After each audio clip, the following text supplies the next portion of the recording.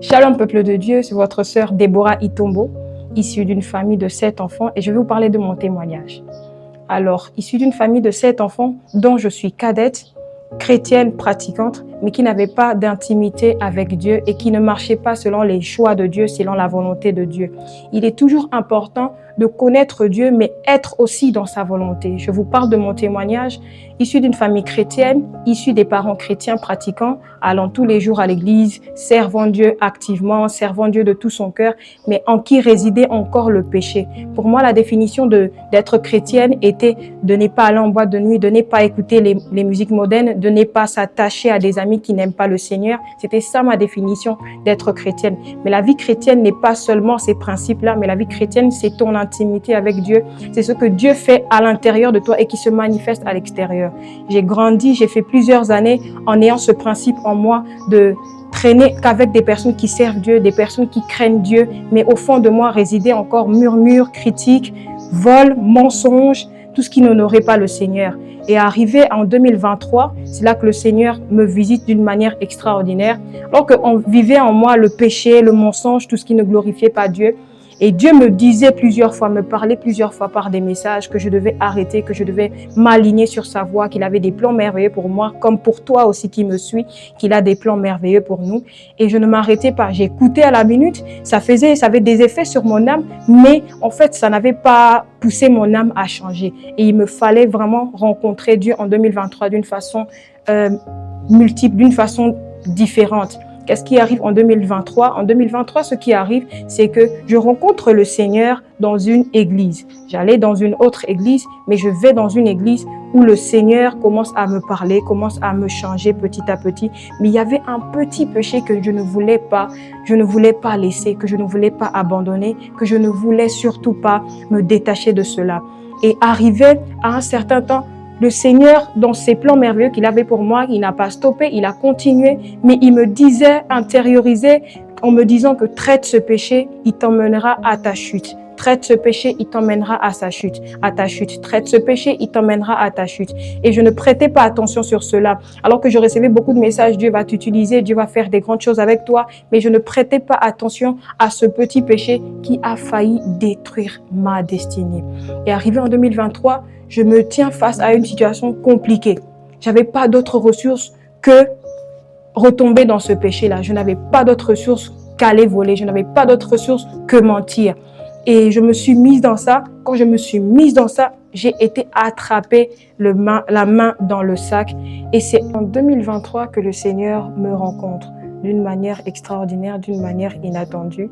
Alors que je me retrouvais face à une situation dégradante, une situation qui devait me ramener à ce péché dont je me battais de laisser, le Seigneur permet, je le dirais ainsi, permet que je retombe dans ça et que je sois attrapée même dans le sac et attrapée dans une situation de mensonge, pas pour m'exposer, mais pour m'envoyer vers et sous les pieds de quelqu'un qui aujourd'hui m'a aidé à vivre une vie d'intimité et une vie de sanctification avec le Seigneur. Alors que je prenais le temps d'échanger avec la personne, j'avais peur, j'avais la culpabilité que ça sorte, que ça se répande partout, je voyais mon image. Mais quand je suis rentrée chez moi, quand j'ai fini la conversation avec le monsieur, quand je suis rentrée chez moi, dans la culpabilité, dans la chambre, je pleurais et j'entends une voix qui me dit j'ai permis cela afin que je te rencontre dans cette voie. Il me l'a répété 3 fois, j'ai permis cela afin que tu me rencontres dans cette voie. J'ai permis cela afin que tu me rencontres dans cette voie. Et c'est dès lors que quand j'ai fini de pleurer, je me suis essuyée, je me suis levée et en me levant, je disais que je ne retournerai plus dans ça. J'ai repris à aller à l'église, j'ai repris ce que j'étais en train de faire. Mais ce que j'avais autour de moi, ce que le diable était en train de saisir autour de moi, c'était les pensées. Les pensées. Qu'est-ce que les autres diront de moi quand ils entendront cette histoire? Quand je vois même quelqu'un me regarder d'une façon désagréable, pour moi, il est au courant de ce sujet. Pour moi, cette personne va s'éloigner de moi. Pour moi, même quand quelqu'un me disait « je dois te parler », ça voulait dire que « il va me parler de ce sujet-là ». Cette personne va échanger sur moi, sur ce sujet qu'il a entendu. Et j'avais tout le temps ces voix-là, Et j'ai pris la résolution de suivre un temps d'échange, un temps de renforcement de pensée positive du pasteur Ivan, qui est la bonne attitude. Tous les matins, avant d'aller dans mes occupations, j'écoutais la bonne attitude. La bonne attitude était des paroles que le pasteur Ivan était en train de dire, mais qui ne s'arrêtaient pas seulement à être dit par lui, mais que je répétais aussi et que je renvoyais à mon esprit en disant à mon esprit que je ne suis plus celle que j'étais avant, car Christ m'a affranchi. Je ne suis plus celle que j'étais avant, car Christ m'a affranchi. Alors j'aimerais te dire de là où tu es, que tes pensées, que ce que les autres diront de toi, ne t'arrête pas, ne te limite pas afin de rencontrer Dieu. Certainement, tu es de là où tu es, tu aimerais rencontrer le Seigneur. Certainement, de là où tu es, tu aimerais vivre vraiment cette intimité avec Dieu. Tu aimerais le rencontrer sur ton chemin. Mais tu te dis, qu'est-ce que les autres diront de moi? Qu'est-ce que les autres penseront de moi? Qu'est-ce que les autres penseront de moi? Est-ce qu'ils croient que j'ai vraiment changé? Ne te préoccupe pas sur ce que les hommes disent. Les hommes vont toujours parler et ils ne s'arrêteront jamais. Mais ce que Dieu dit de toi est la meilleure version de toi. Alors 2023, j'ai parcouru cette année avec beaucoup d'erreurs, beaucoup de pensées négatives, bien même que je travaillais dans mon esprit en écoutant ces temps d'échange avec le pasteur Ivan, mais en moi résidait encore une partie des pensées négatives dont je me battais avec, et jusqu'à la fin de l'année, le 31 décembre, et c'est là même vraiment que le Seigneur a commencé à faire les choses jusqu'à cette année, jusqu'à ce mois même. Le Seigneur a commencé à faire des grandes choses dans ma vie. Le 31 décembre, alors que tous nous étions en train de crier « Bonne année, nouvelle année », en train de déclarer des bonnes choses, en train de déclarer un nouveau vent, c'est là que le Seigneur a même commencé à changer mon histoire, a commencé à effacer ce qui n'était pas de lui et a commencé à écrire une nouvelle page.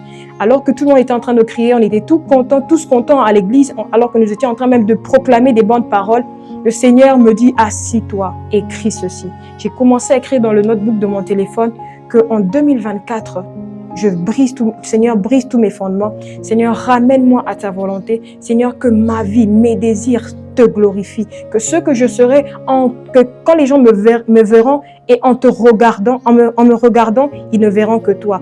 En me regardant, ils glorifieront le nom de Jésus. Et j'ai commencé à écrire cela parce que ça venait du plus profond de mon cœur. Le réveillon est fini. Je suis rentrée chez moi. 1 heure, je me suis reposée, sachant que je crois fermement que les paroles dont j'avais écrit allait commencer à s'accomplir dès ce jour-là. Le Seigneur ne s'est pas arrêté là. Le jour qui a suivi, j'ai continué mes activités. Les semaines qui ont suivi, j'ai continué mes activités. Et dès lors, ma vie a changé. Dès lors, en moi crie intégrité. Dès lors, en moi crie loyauté. Dès lors, en moi crie joie. Dès lors, en moi, même quand j'ai des problèmes, même quand les pensées négatives montent dans mon esprit, il n'y a qu'une seule chose: la joie, la paix du Christ. Le Seigneur dit dans sa parole que je vous envoie ma joie, je vous envoie ma paix, je vous laisse avec ma paix. Mon frère, ma soeur, tu n'es pas seul. C'est vrai que ce que tu vis est au-dessus de ton intelligence, mais Dieu ne réside pas dans notre intelligence. Dieu réside dans notre esprit. Prends le temps de revoir ton intérieur. Prends le temps de consulter le Seigneur. Prends le temps de t'approcher de lui. Quoi que tu sois sale, quoi que tu sois d'une façon désagréable aux yeux des gens, Dieu ne voit pas ce que tu es maintenant, mais Dieu voit le futur. Mais tout ce qu'il te demande, c'est de faire le pas vers lui. Tout ce qu'il te demande, c'est de faire la marche vers lui. Tout ce qu'il te demande, c'est de t'approcher vers lui, d'un cœur sincère, d'un cœur ouvert. Approche-toi vers le Seigneur. La Bible dit, approchez-vous du trône de grâce avec assurance. Et ce matin ou ce soir, l'heure à laquelle tu suis cette émission, je viens pour te dire, approche-toi du trône de grâce avec assurance. C'est Jésus qui te donne cette assurance-là. Par le sang, par sa vie donnée à la croix pour toi, c'est lui qui te donne cette assurance. Par le sacrifice qui s'est donné lui-même, c'est lui qui te donne cette assurance. C'est pas les hommes, c'est pas nos parents. Peu importe ce que les gens diront de toi, peu importe ce qu'ils penseront de toi, ça prendra du temps pour qu'ils admettent que tu es de Dieu, mais laisse Dieu travailler en toi. Laisse Dieu te transformer. Laisse Dieu se saisir de ta vie. Laisse Dieu rendre ta vie un témoignage vivant qu'avec toi en étant jeune, qu'avec toi en étant vieux, Dieu est capable de transformer les vies. Dieu est capable de saisir les vies de plusieurs personnes. C'était difficile pour moi d'admettre que les autres changeront d'avis sur moi. Dans ma tête, tous les jours quand j'allais quelque part, je me disais que sûrement là, il connaît cette histoire. J'avais beaucoup de récals avec moi, beaucoup de limitations avec moi. Je me limitais moi-même en ayant des pensées que les autres sont au courant. Qu'est-ce que les autres diront de moi? Alors, toi qui as des pensées négatives, toi qui te limites à recevoir le Seigneur comme ton sauveur, je t'invite vraiment à prendre conscience de l'avenir glorieux que Dieu prépare pour toi. Il dit dans Jérémie que les plans que j'ai formés pour toi sont des plans de bonheur, de paix et de joie. Alors mon frère, ma sœur, de là où tu es, prends conscience des bonheurs, des projets de paix que le Seigneur a pour toi, des projets de gloire et de grandeur que le Seigneur a pour toi. C'est vrai que pour l'instant, tu ne le vois pas. Pour l'instant, c'est illusoire pour toi, mais sache que le Seigneur a des plans de merveille pour toi. Le Seigneur a quelque chose de bon pour toi. La vie que tu mènes ne t'emmènera nulle part. La vie que tu as choisie ne t'emmènera nulle part. Elle ne te créera que embûche sur embûche. Elle t'empêchera même d'aller plus loin. Mais quand tu remets ta vie entière à l'Éternel, quand tu donnes ta vie de tout cœur à Dieu, c'est celui qui prend ta vie et te transforme en une nouvelle personne. Le Seigneur ne nous change pas, mais le Seigneur nous transforme en une nouvelle créature. Parce que le changement, c'est que je peux quitter d'un point A à un point B. Mais la transformation se pose lorsque je suis du point A, mais je ne vais pas au point B tel que je suis. Et c'est ce que le Seigneur fait. Il t'emmène à un point B, pas de la même manière à laquelle il t'a pris. Il commence d'abord par te transformer au point A et t'emmener au point B afin que tu vives les plans exacts comme il a prescrit pour toi. Ta destinée est grande. Tu ne peux pas la rater à cause d'un péché. Tu ne peux pas la rater à cause du mensonge. Tu ne peux pas la rater à cause du vol. Tu ne peux pas la rater à cause de la masturbation. Tu ne peux pas la rater à cause de ceux qui ne glorifient pas le Seigneur. Ce n'est pas seulement la musique, comme tout le monde le dit, quand j'écoute la musique mondaine, c'est que je suis pécheur. Non, c'est pas seulement la musique, mais tout ce qui régit, qui ne glorifie pas le Seigneur, que tu vois toi-même, que tu fais, qui ne glorifie pas, t'empêche même d'aller dans sa présence. Mon frère, c'est le temps, ma sœur, c'est le temps pour toi de le délaisser. Alors de là où tu te trouves, j'aimerais t'inciter, t'emmener à un temps de prière, à un temps de renoncement de ta personne et offrir ta vie comme un sacrifice entre les mains de Dieu, lui qui est le potier parfait, qui te donnera la forme qu'il faut pour ta vie afin que tu accomplisses tes jours et ta destinée sur terre. De là où tu es, est-ce que tu peux fermer les yeux? Tu peux fermer les yeux et prends conscience que tu n'es pas devant plusieurs personnes, mais que tu es devant Dieu, devant celui qui a décidé de donner son fils pour toi, à celui qui a accepté de perdre la royauté et de descendre afin de te donner la vie, afin de te transformer.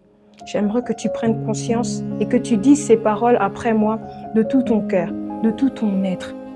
Désire ces paroles et c'est là que le Saint-Esprit viendra en toi et va commencer à travailler par toi. Tu répètes après moi, tu dis « Seigneur Jésus, je te donne ma vie. Je viens devant toi, je reconnais de tout mon être que ma vie ne te glorifiait pas, que ma vie n'était pas un panneau publicitaire de ta gloire, que ma vie était une limitation de ta gloire. Mais je viens, Seigneur, je viens afin que tu transformes ma vie, afin que tu me donnes une vie que tu as prévue pour moi, afin que tu m'emmènes là où tu veux que je sois. Là où je suis, ce ne sont que les résultats de ma mauvaise conduite, ce ne sont que les résultats de mes pensées. Mais dès à présent, dès maintenant, ce que je désire, ce que je veux, c'est commencer une nouvelle histoire avec toi, aller dans un endroit différent avec toi, vivre des expériences différentes avec toi. Je te reçois comme Seigneur et mon Sauveur. Jésus, viens vivre dans ma vie. Jésus, viens combler ma vie de ce vide. Jésus, viens combler ma vie de ce manque. Jésus, viens réparer ce cœur blessé, brisé, que les hommes ont dû marcher dessus, que la vie a dû terrasser.